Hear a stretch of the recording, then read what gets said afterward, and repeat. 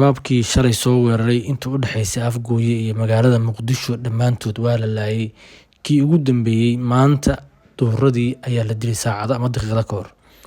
Haddaba raggii shalay weerarka soo qaaday ee jidgooyada dhigtay, ee ciidamada baarayay, ee sawirada iska qaaday, ee dadka afduubtay, kii ugu dambeeyay ayaa laga takhalusay. Xalay xabadii bilaabatay ciidanku kama aysan harin ilaa ay maanta ka takhalusaan. Xagee la isla gaaray? Waxaan rabaa in aan kuu sheego sheekada la yaab kale, tacaalada qabsatay iyo wax aynan filayn oo ay la kulmeen kooxda khawaarijta ah. Shalay casar liiqii ayaa mar qura laga war helay koox khawaarij ah oo qaarkood ay wataan mootooyin calan madow wato oo aanba sabanadan lagu arkin eriyadan, oo laamiga bartamihiisa hamar soo istaagay, fuusta dhigtay oo gawaarida fayl galayay. Fayl ayaa la galay, sawirro ayay ka qaadeen, kaamirmaano ayay wateen, gawaarida dad ayay kala degay, dad xoogaa labisan. Adigu barnaamij hore ayaan uga hadalnay sidii loo dhaleecay karaba hana loo dhaleeceeye. Kadib maxaa dhacay? Horta qorshaha barnaamijkaas wuxuu ahaa raggan inay muujiyaan in magaalada Muqdisho inay shabaab qabsadaan aysan waxba la ahayn. Intii ay faylka ku jireen oo ay gawaarida baarayeen ayaa waxaa ka war helay ciidan ka tirsan kuwa deegaanka ceelasha biyaha oo aan wax quman ka fogeyn halka ay baaritaanka ku sameynayeen oo ah Xaawo Cabdi. Markiiba ciidamada oo sahalsaday ama yareystay nimanka jidgooyada dhigtay ayaa si degdeg ah u soo baxay, waxa ayna xabadu ka dhex bilaabatay halka gawaaridu ay faylka ka jireen. Inta ciidankaasi ay soo bixin, waxaa goobta isaga tagay qoladii kaamirmaanada ahayd oo inta sawir qaatay toos waxay u aadeen deegaanka Sabiib oo ay shalay ciidanka dowladda ka qabsadeen kooxda khawaarijta ah. Kadib maxaa dhacay? Ciidankii dowladda ayaa yimid, halkaas dagaal ayaa ka dhacay, waa la isu maqribsaday ilaa maqribkii ayaa difaac lagu kala galay. Laakiin ciidanka dowladda waxay go'deen gurmad, waxa ayna isku dhaarsadeen in hal nin uusan raggan ka baxsan oo ilaa waa berigii meel alla ay meesha ay galaan laga dabagalo. Waxaa la isku dayay in la hareereeyo, laakiin waa berigii waxaa la arkay nimankii oo fogaaday. Waa la ceyrsaday. Adigu waqti ilaa 3 saac subaxnimo ayaa mar kale la isgalay. Ilaa 3 saac ilaa 5 saac iyo bar ama 11 iyo barka duhurnimo ayay gaartay in ninkii ugu dambeeyay la dilo. Xitaa hal nin nolol laguma qaban. Qorshuhu wuxuu ahaa inay meeshaas tagaan oo ay muujiyaan in nabad aysan jirin oo Muqdisho ay shabaab gali karaan. Laakiin waxaa loogu bedelay in kaliya ay ka baxsadaan raggii kaamirmaanada ahaa iyo kuwa yaroo shalay intay saxbadu bilaaban soo tagay, kuwaas oo u shaqeeya idaacadaha kooxda khawaarijta ah. Raggii ay shabaab soo dirsadeen hal nin oo kamid ah kama uusan fakan. Sidoo kale raggan in la qabto waxaa fududeeyay ciidamada dowladda oo horey ula wareegay deegaanka Sabiib si markaasi magaalada ay dib gacantooda ugu soo laabato, kooxdii kalena kala ceyriyay. Raggan Sabiibkii ay geli lahaayeen waa la wareegay oo waxay islaayeen ilaa ay bari waayaysan doontaan raggan Sabiib ha tagaan. Waxaa halkaasi loogu dhigay cashir lama ilaawan ah. Hubkooda ayaa la qaatay, mid ayaa loo toogtay. Hal nin oo kamid ah kama uusan fakanin, waana howlgalkii ugu horeeyay oo si daacad ah loo qabtay. Sababtuna waxay tahay markii ay soo hunguriyeen inay caasimadda afka ku soo taagaan. Waxaa jirta muuqaal aan maalmo ka hor iyadana la wadaagay.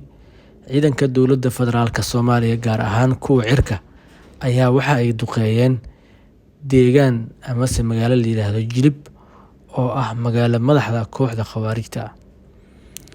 Duqeyntaasi waxa ay ku baabi'iyeen gabi ahaanba suuqii ay lahayd magaalada Jilib. Dadka ama dad shacab isku sheegay laakiin khawaarij ah ayaa ka hadlay, waxa ayna sheegeen in ay si xoog ah ula wareegayaan kooxda khawaarijta ah magaalada Muqdisho bacda Ramadaan. Haddii aanan been sheegaynin, dhowaan Balcad ay kooxda khawaarijtu la wareegeen, qayb kamid ah waa laga saaray. Ceel Baraf ayay maalmo dhan haysteen, Alkowsar iyo Daarunicma ayay weli haystaan. Shabaab dagaalkoodii iyo wajigooda waa bedeleen, taas shaki kuma jiro. Haddii aan sheego ma ahan inaan taageerayo kooxda khawaarijta, laakiin waa wax jira. Shalay shabaab Xasan Sheikh Maxamuud madaxweynaha qaranka dhul fara badan ayuu ku xoreeyay, laakiin qaybo kamid ah haatan gacanta ayay ku dhigeen. Shalay sabi inay qabsadeen qof Soomaali ah oo inkiri kara haba yaraatee ma lahan. Runta haddii la isu sheego ma ahan in raggaasi la taageerayo. Owdheegle waa isku dayeen inay qabsadaan laakiin cashir loo dhigay waana la iska celiyay. Jowhar iyo Beledweyne iyo Garbaharey ayay qorsheynayaan dhawaana weeraro ayay qaadi doonaan waadna arki doontaan. Waana xog caadi ah oo la ogsoon yahay. Shabaab waxay bedeleen istiraatiijiyadii iyo dhaqankii iyo wejigii wax ku duuli jireen oo ah ku dhufo ka dhaqaaq ah waxayna u bedeleen in si toos ah ay ula wareegaan deegaan ama magaalo. Waxaan rabaa hal tusaale inaan idin sheego. Dhawaan Beledweyne waxaa ka dhacay qarax lagu qaaday hotel la yiraahdo Qaahira oo ay ku dhawaad dhowr iyo 20 saac ay ka dhex dagaalamayeen dhowr iyo 10 saac. Haddii aan been sheegayo, gudoomiyaha baarlamaanka Hirshabelle ee hore oo u dhashay beesha la weeraray ayaa xaqiijiyay in hotelka ay yaaleen hub nimankii soo weeraray habeenkii shabaab intuu imaadeen ay la baxeen. Waxaana fududeeyay gudoomiyaha ku-xigeenka gobolka Hiiraan iyo gudoomiyaha magaalada ama maayarka magaalada Beledweyne. Haddii waxaas oo dhan la sheego ma ahan khalad iyo in anigu aan taageersanahay ama warbaahinteena Haldoor Media ay khawaarijta taageersanaysaa sababtoo ah guulaha qaranka waa la sheegayaa, meesha bacsanaan ka jirto waa la sheegayaa, wixii jirana waa la sheegayaa. Shalay waxaan sheegnay in ay weerareen inta u dhaxaysa ceelasha biyaha iyo magaalada Muqdisho. cid xaqiri karta ma lahan. Muuqaalay soo duubeen, sawirray soo qaadeen. Intaas markii laga soo tago, haatan deegaanadaasi Garbaharey iyo Beledweyne iyo Jowhar ayay qorsheynayaan. Habeen hore warbixin ay soo saareen Hirshabelle waxa ay sheegeen in ay hareersan tahay magaalada Jowhar oo ay halis ku jirto. Magaalada Jowhar ee magaala maaxda ee Hirshabelle inay hareeraysan tahay. Waa halis jirto oo u baahan in laga hortago. Ma ahan in haddii ummadda wax aan jirin loo sheego waxba isma bedelayaan, laakiin markii la yiraahdo dagaalano qaladkaan aan ku jirnaa ceeb ma ahan. In koox la taageerana maaha. Meeshan waa warbaahin news ayaa lagu soo gudbiyaa. News ku dambeeyay ayaa lagu soo gudbiyaa iyadoo wixii qaldan iyo wixii saxan kala sheegay haddana wixii dhacay waa in la sheego. Haddii Muqdisho qarax ka dhacay oo aan dhahno qarax ma dhicin waxay ahayd bululeer, taas xaqiiqada ma bedelayso oo dadka dhintay waa dhintay wixii nool waa noolyihiin. Haddii la dilo sargaal ka tirsan khawaarijta haddana hebel baa la dilaa leenaa oo waa sidii ay taan u sheegayna. Marka ma ahan in la saboot gareynayo ama la taageerayo kooxaha khawaarijta. Qofkii fahmana waan ka raali gelinayaa. Okay. Hadda madaxweynuhu waxa uu wali ku jiraa halganka xoreynta deegaanada khawaarijtu ay qabsadeen.